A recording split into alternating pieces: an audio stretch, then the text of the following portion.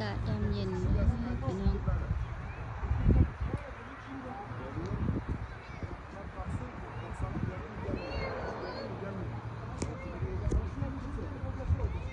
พาคนน้อยมายางรอเล่นอยู่สวนสาธารณะ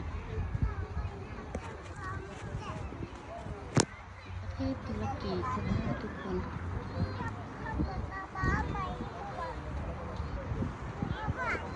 อันนี้เขาจะมาแบบให้มานำเป็นครอบครัวนะทุกคนสถานที่งามงามพี่น้องลมพัดดีดีเลย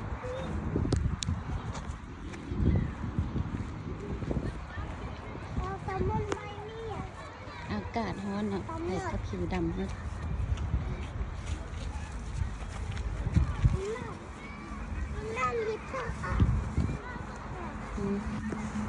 เห็นว่าจะมีวันอื่นมานั่งเล่นเป็นครอบครัวเนาะมานั่งกินข้าวปิ้งซีนไก่ปิ้งเนื้องัวอย่างกันปิ้งไปเนาะทุกคนอันนี้กันที่เขาจะเป็นแบบมีสวนสาธารณะให้คนเอินมานั่งเล่น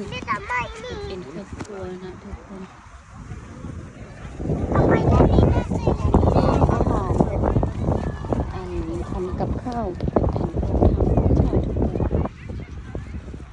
อันนี้ก็เคยมาหน่อยนะก็เลยมาถ่ายให้น้องดูกัน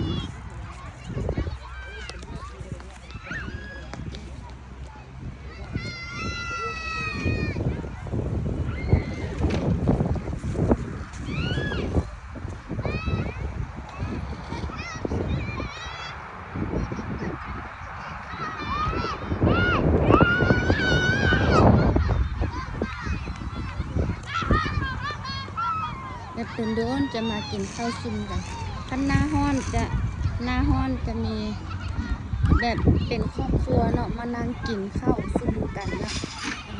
แต่ว่าหน้าหนาวจะบ่มีนะเพราะมันหนาวมันหิมะตกนะทุกคนนี่คืออย่างนี้เด็กแม่ก็ลงมาดีอยู่บ้านห้อนโพดพาพี่เจนสบาย